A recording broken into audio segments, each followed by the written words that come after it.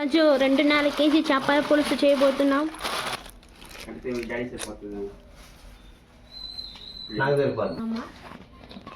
ఈ చేపలు కళ్ళు వేసి బాగా కడుక్కోవాలి ఫ్రెండ్స్.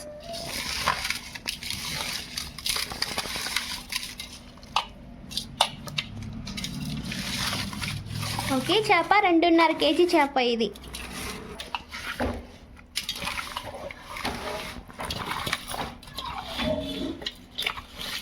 ఫ్రెండ్స్, ఈ చేపల్ని 3 సార్లు క్లీన్గా కడుక్కోవాలి.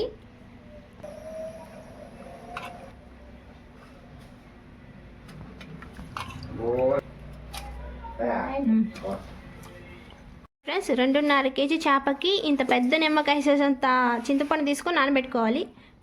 ఈ చింతపండుని బాగా కడిగి నానబెట్టుకోవాలి. ఫ్రెండ్స్, చేపల పులుసు తయారు చేసుకున్నాం. ముందుగా వాళ్ళు పెట్టి ఆయిల్ వేసుకోవాలి. చేపల పులుసుకి కొంచెం ఎక్కువ ఆయిల్ వేసుకోవాలి. చాలా ఆయిల్ బాగా వేడైంది ఫ్రెండ్స్. ఇందులో మనం కొంచెం మెంతులు, కొంచెం ఆవాలు వేగిన తర్వాత ఇందులోనే ఎర్రగడ్డలు వేసుకోవాలి. సన్నగా కట్ చేసిన ఎర్రగడ్డలు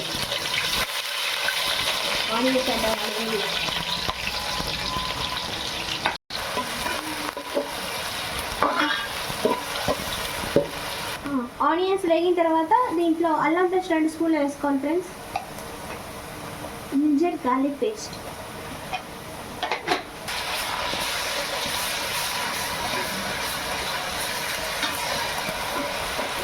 అల్లం పేస్ట్ వేగిపోయింది ఫ్రెండ్స్. ఇందులో 1 స్పూన్ పసుపు వేసుకోవాలి. ఇందులోనే ఒక 5 స్పూన్లు కారం వేసుకోవాలి.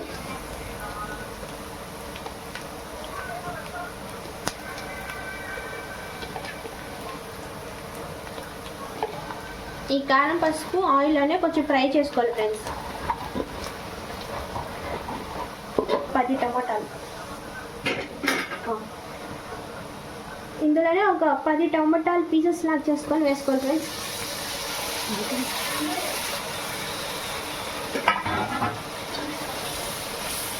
చిన్న టమాటాలు ఒక 10 వేసుకోవాలి.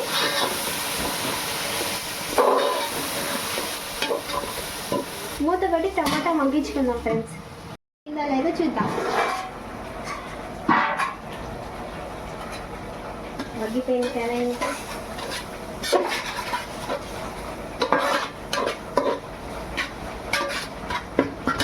ఇలా టమాటా మగ్గిన తర్వాత ఇందులో చింతపండు పులుసు పోసుకుందాం ఫ్రెండ్స్.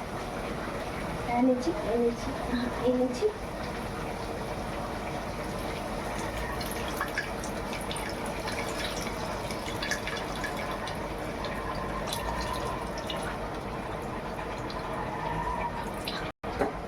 మనం చేప ముక్కలు వేసి చేప ముక్కలు మునిగేంత వరకు నీళ్ళు పోసుకోవాలి ఫ్రెండ్స్. సరిపడా కల్లుప్పు వేసుకుందాం ఫ్రెండ్స్.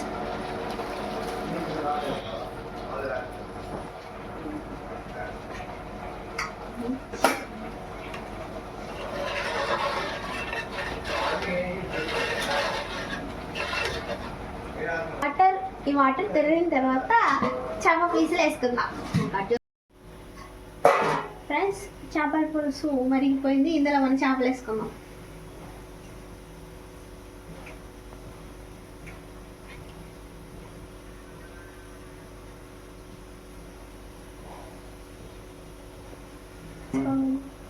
చేపల పీస్ అన్ని వేసుకోవాలి.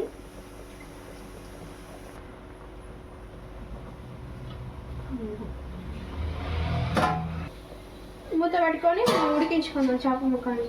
పులుసులోకి మనం మసాలా తయారు చేసుకుందాం. ఇందులో కొంచెం ఆవాలు, కొంచెం జీలకర్ర, కొంచెం మిరియాలు, కొంచెం ధనియాలు వేసుకోవాలి ఫ్రెండ్స్.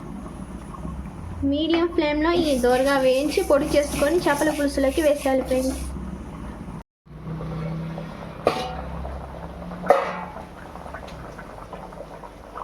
చేపల పులుసులోకి మనం తయారు చేసుకున్న మసాలా పొడిని వేసుకుందాం.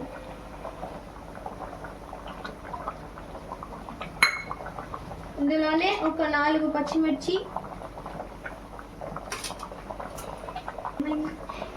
కొత్తిమీర కొంచెం వేసుకుందాం.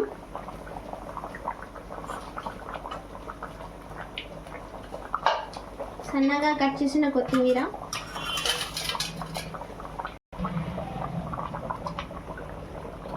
ఇప్పుడు బాగా కలుపుకోవాలి.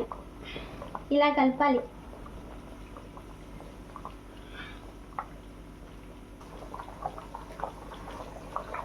ఈ చేపల పులుసుని ఒక 10 నిమిషాలు ఉడికించుకుందాం ఫ్రెండ్స్. చూడండి ఫ్రెండ్స్, మన చేపల పులుసు రెడీ అయిపోయింది. ఈ ఆయిల్ ఎంత వదిలింది కదా, ఇలా వదిలితే మన చేపల పులుసు బాగా ఉడికిపోయినట్టే.